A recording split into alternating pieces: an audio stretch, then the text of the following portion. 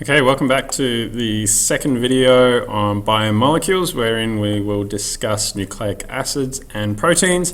Last time on biomolecules, we discussed carbohydrates and lipids, so check that out if you missed it. It was an absolute cracker. So nucleic acids, you need to know that nucleic acids contain carbon, hydrogen, oxygen, nitrogen, and phosphorus. They are a chomp, as I would say, which is a little bit of a mouthful. You should know that nucleic acids are the macromolecules involved with the transmission of inherited information. So they actually make up our genes, and they're the big component of our chromosome. It's the thing that we transmit, from one generation to the next. Yeah. Anyway, nucleic acids, the monomer is nucleotides, and the polymer are nucleic acids, and there are two types of nucleic acids that you need to know about. DNA, deoxyribonucleic acid. DNA is an acceptable abbreviation according to VCAR, might I add, and RNA, ribonucleic acid, and indeed RNA is an acceptable abbreviation. True fact. Nucleotides are worth knowing a little bit about. You need to know that a nucleotide contains three main components. We've got a phosphate group, a sugar, and a nitrogenous base. You should recognize diagrammatic representations of nucleotides. You should also know how to draw them. Now, when you draw them, the base doesn't have to have these two fancy rings. It can just be a box or something if you want that's labeled nitrogenous base. Your sugar, though, should be a pentose sugar, a five-sided pentagram thing. And your phosphate can just be off to the side. When you attach your phosphate and your base to your sugar, make sure you do it at these two locations. I hope that, let me note that. So your base should attach there and your phosphate should attach there. Don't have them coming off, there or, there or from who knows where. Try and put them at those exact locations because that's the correct representation.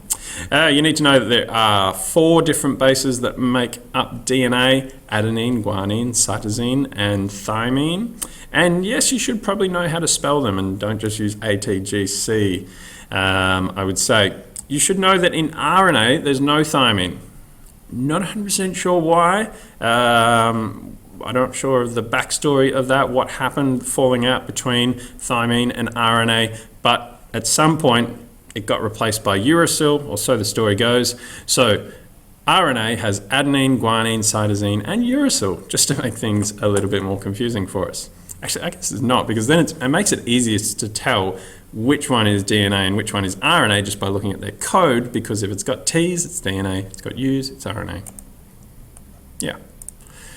We need to know that when nucleotides join together, there's a condensation reaction that occurs. And like any good condensation reaction, water is released in said reaction, and it requires some energy because we're building up a big molecule. And we get a phosphodiester bond. Now that'll become important because we need to know what a phosphodiester backbone is, which is the kind of connection between multiple nucleotides, these strong bonds that form, covalent bonds that form along the backbone of the molecule. That term will come back in Unit 4. So store that one in the memory bank. And nucleic acids, I said there's two types. The first type is DNA, and that's probably the one that we'll be thinking about the most, I would imagine. It consists of two chains wrapped around each other in a fashion known as a double helix, which I'm sure you've seen before. DNA is primarily found in chromosomes that are found in our nucleus. That's where most of our DNA is found. But in us, you'll also find a little bit of DNA in our mitochondria as well. In plants, you'll find a little bit of DNA in their chloroplasts. And in prokaryotes, you'll find another structure called plasmids as well, which we haven't talked about yet, but we'll talk more about in the future. So DNA is found in a few different locations, but mainly we're talking about the nucleus when you're dealing with eukaryotes. RNA, single-stranded, big difference there, only single strand, and there are three main types of RNA you need to know, which are listed here: tRNA, transfer, mRNA, messenger, rRNA, ribosomal. They're all involved in the process of converting the genetic code into functional proteins because, by the way, did I mention nucleic acids code for proteins? And RNAs are like the helpers in this process. We know that DNA contains that code, but RNA is there to help convert that into a protein. And these three different guys all play a role, and we will observe that role come Unit 4. So we've talked about some of these differences between RNA and DNA already. Double-stranded DNA, single-stranded RNA. DNA's got a deoxyribose sugar, which means it's lost the oxygen. So notice, look at the difference here. DNA has only got an H there, and RNA's got an OH. This is a ribose sugar, and this is a deoxyribose sugar because it's lost the oxygen. Yeah, just a little bit of a trivia for you there.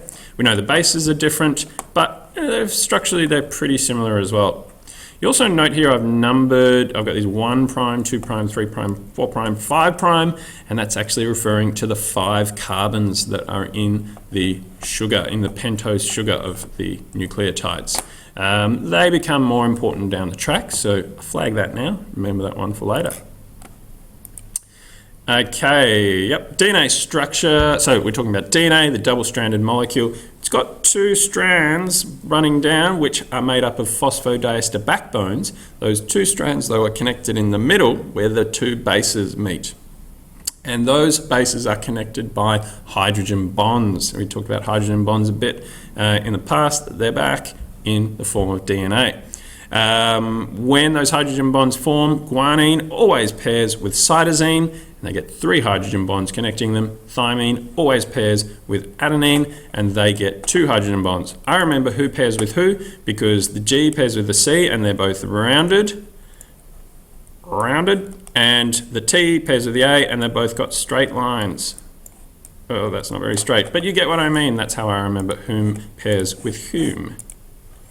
Structure of DNA. When you look at DNA, you'll come across things like this and then things like this as well. And they can look really confusing, I'm sure. We talk about them briefly in class, but we focus on them more in Unit 4 because that's how the genetic code turns into proteins. Hey, proteins, speaking of proteins, wow, seamless transition, that was great. Proteins, our final macromolecule. We need to know a fair bit about these. Actually, turns out they're quite important for all living organisms in so many different respects. They are the enzymes that help catalyze our reactions. They are in our cell membrane as protein channels, which help facilitate the movement of substances. They are hormones. They are structural things like your hair and your fingernails are primarily made up of proteins. Yay for proteins. Proteins are made up of carbon, hydrogen, oxygen, and nitrogen. Generally, they got some sulfur in there, but those 4, carbon, hydrogen, oxygen, nitrogen, CHON, are the key ones. Amino acids are the monomer of proteins, and a protein or a polypeptide is the polymer. Many amino acids join together. The order in which amino acids are linked together to form proteins is controlled by genes. I already said that. It's just repeating old information. Structure of an amino acid itself is here. Look, you should be able to recognize that structure if it's presented to you diagrammatically. So just memorize that general structure. Most amino acids, and there's about 20 of them, are exactly the same for most of that structure. The only thing that varies, though, is this R group, or a variable region. That differs between the 20 different types of amino acids that you'll come across. That gives them all different properties, and turns out that's really important because that then gives proteins their different properties. Okay, there's some different R groups on amino acids. What do we have? Glycine just has a hydrogen there. Alanine has a methyl group, and then cysteine has the old sulfur in there as well. And it gives those 3 different amino acids quite different properties as well. There's some of your amino acids. Don't memorize their names, whatever you do. You don't need to. But if you want to be like the amino acid genius or something, and that's like your party trick, hey, I can reel off all the amino acids, then there they are. Go for your life. Okay, polypeptides is when we get many amino acids joined together, and sometimes you can get hundreds of them. They're all joined together by a condensation reaction, so water is released, energy is required, just like any other condensation reaction. And the bond that forms between the two amino acids is called a peptide bond. You should know that name. Many peptide bonds in this chain, so we would have a polypeptide being formed. Condensation reaction. And the structure of protein is what it's all about. Protein structure varies wildly. Sometimes we would call it the conformation. If we wanted to sound smart, we'd say that protein conformation is the shape, basically. And the shape of the protein, which varies wildly and is super important to its function, will depend on the sequence of amino acids and the particular R groups that each of those amino acids have.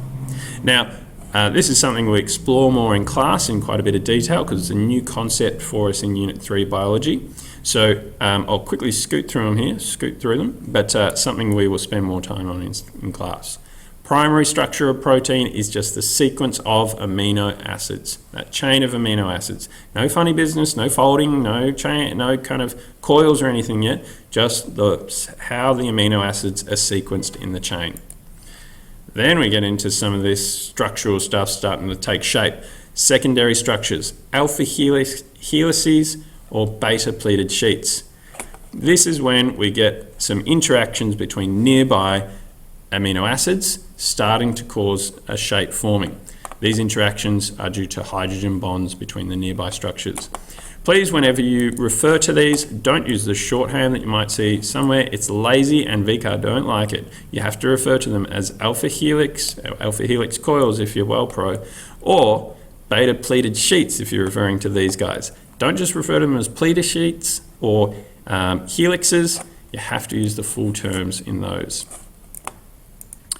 And there's what they look like this is what they look like in an actual VCAR exam paper, actual VCAR material on the right here. We've got Y is just quietly is beta pleated sheets, just give you the answer there, and X is an alpha helix. Hopefully it's pretty obvious from the names which is which. This is what you'll see them like in other places as well. We've got the helices, and then the beta pleated sheets are these kind of flatter ones. Okay, tertiary structure is where you get into some serious folding. This is where that big 3D shape takes place, and there's lots of different types of interactions which are pretty technical, and so it's the kind of thing we talk about in class a little bit more. But this is the structure of when we're talking about an enzyme having a specific structure with an active site. This is when that active site would be taking shape. There's big folds starting to happen. The specific channel shape of the protein, of the membrane protein, is starting to take shape thanks to the tertiary structure. It's more distant amino acids starting to interact with each other to fold the whole thing over. And then quaternary is when sometimes, not all the time, but some proteins require multiple chains to be joined together.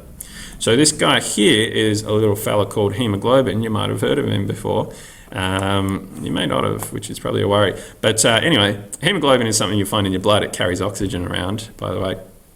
It is made up of 4 different polypeptide chains, all joined together to make the functional unit. Those different polypeptide chains have their own tertiary structure. They did their own folding, and then they thought, let's hang out, let's get together to form hemoglobin. So multiple polypeptide chains. And it shows us some of the functional diversity of proteins, and by that we just mean the different types of things proteins can be. They can be structural, hair, fingernails. They can be hormones. They can be in our muscles. Myosin and actin filaments contract when our muscles contract. They're important in our immune system for antibodies, and they can be things like hemoglobin, like we just mentioned, and they can be enzymes that we know, of course. Proteome, yeah, it's probably all you need to know just from reading it. We'll talk about it in class. And the last thing we'll talk about here is protein denaturation, and this refers to the loss of that 3D structure of the protein. See it in the diagram here. Lovely folded protein with specialized shape that will perform all of its intricate functions, and then denatured, it's lost that shape. It can no longer perform its function. This is often an irreversible loss, quite drastic and very disappointing if you are said protein, because you lose your function. You can no longer do what you've been aiming to do all of your short protein life. Look, we know that there's things that can cause this, like heat and acids and whatnot, but really, I'm out of time, so I'm going to have to stop it there, and we'll have to pick up that thread somewhere in class. Okay, that's it for biomolecules, and we'll leave it there. Cheers.